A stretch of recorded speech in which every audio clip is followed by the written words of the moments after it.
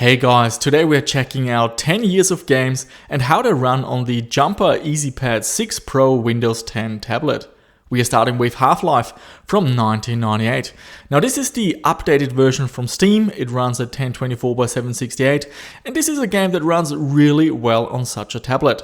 We got MSI Afterburner running, giving us information about the CPU and GPU load, the frames per second, and we can see that there's plenty of headroom left.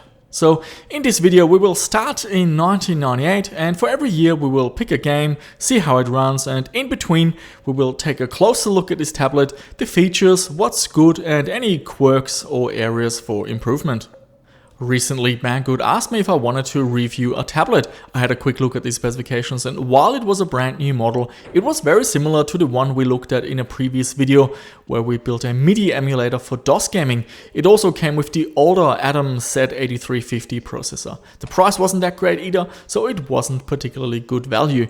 I had a look at what else they have available and searched for the cheapest tablet with the newer Apollo Lake chipset. So I found this Jumper Ezpad 6 Pro, just over $200 is the price, and with the Apollo Lake N3450 processor, we're getting much better performance and decent value. Welcome to Module TSM-103C, pilot.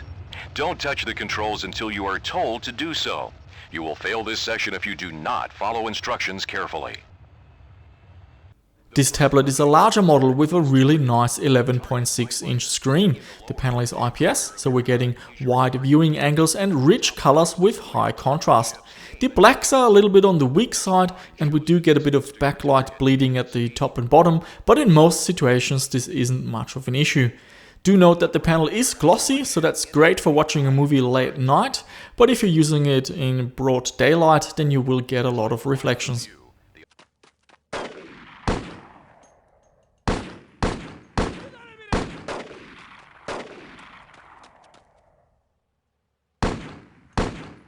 Let's have a look at the ports and connections. The tablet has a dedicated port for the included power supply, so it won't charge through a USB port like most other tablets. For me this isn't an issue because it will just sit next to me in my bedroom, but if you travel a lot and rely on USB charging then this one might not be for you.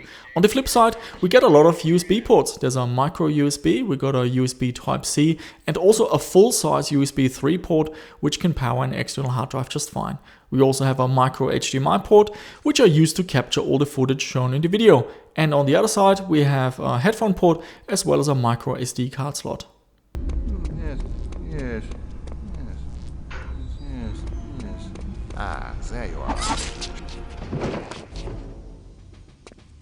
The Celeron N3450 is a quad-core CPU with a base clock of 1.1 GHz that can boost up to 2.2 GHz. With this processor, the final speed you're getting is really dependent on the thermals and the cooling. So this tablet doesn't have any cooling, so it's nice and silent, but it also means that the processor will run a little bit slower to keep the temperatures in check. Stressing all 4 cores with CPU set, we can see them running at around 1.5 to 1.6 GHz. Padre, I have sinned. Avanti, figlio mio. Continue, my son. I have done some terrible things in my life. Let's take a closer look at the performance of the Intel HD graphics in benchmarks.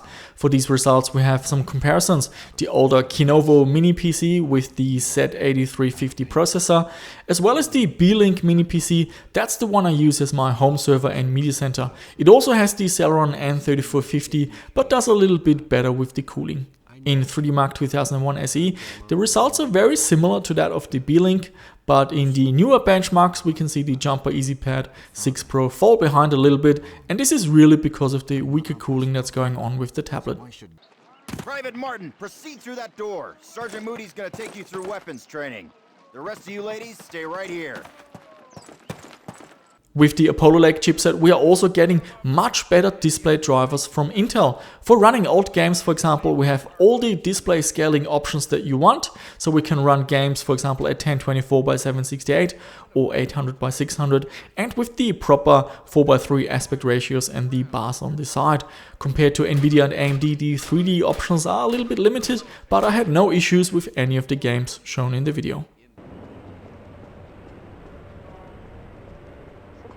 Reminder. Inaction is conspiracy. Report counter behavior. Let's look at storage. This tablet has 6 GB of RAM, so that's a nice upgrade. Usually you get 4 GB with a tablet at this price. I wasn't able to find out what memory speed we have. CPU said wouldn't report anything. In terms of the 64 GB of storage, here we have some Crystal Disk Mark results. I don't know too much about storage, so do let me know what you think, but the results, they look just fine to me, and I don't think the storage is holding back this tablet at all. I do wish that these tablets will start coming with more storage. 64 GB is a little bit challenging when you're installing a ton of games.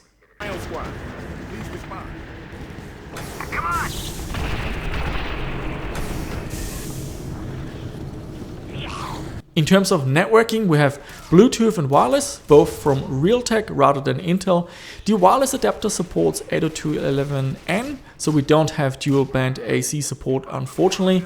Now my home network is still on 802.11n and my computer lab is on the far end of the house, but we're still getting around 10 to 11 megabytes per second when copying a file, and the speed is very consistent, so I'm quite pleased with the wireless performance of this tablet.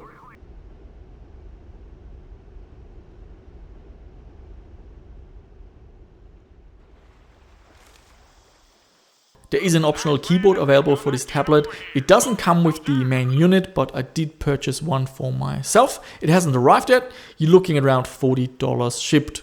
Also a few comments on the battery life. We have a 9,000 mAh battery, and I've been using this tablet mostly to watch Netflix and YouTube late night and browsing the internet. And look, with the battery life, it depends a lot on how you use your tablet. I got around 5 days out of it until it needed a charge.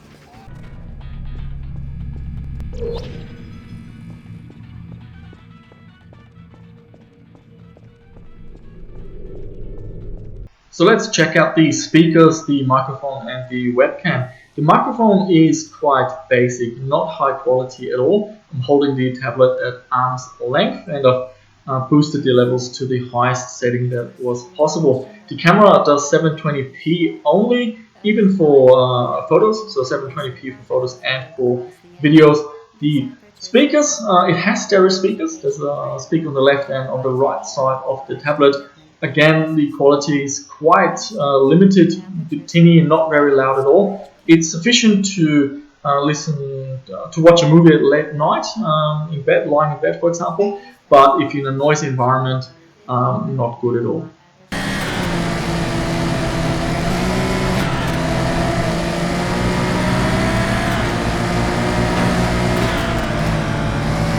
And we're almost at the end of the video, so here are just my general thoughts and observations using this tablet for a few days. The beautiful IPS screen and the faster Apollo Lake processor, those are really the highlights. Also the 6 GB RAM is very nice.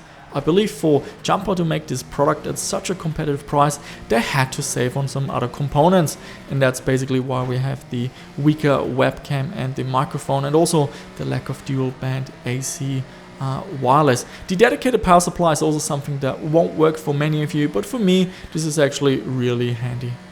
Gaming is certainly possible on this tablet, especially all the older games will run just fine, but it doesn't take long for even old games to become quite demanding, and you will have to lower the resolution and detail settings in order to get decent performance. Now, Intel apparently they're teaming up with AMD. I don't know if this will trickle down to these low power processors. Hopefully it will, because looking at the results, we can definitely see that the GPU is still holding things back rather than the processor. And that's it for this video. If you found this interesting and you want to see more content like it, please subscribe if you haven't done so already. Click on the notification bell, like or dislike, and let me know what you think about this tablet. Or if you have any questions, just post them down below in the comment section. Thank you for watching, and I shall see you soon with another one.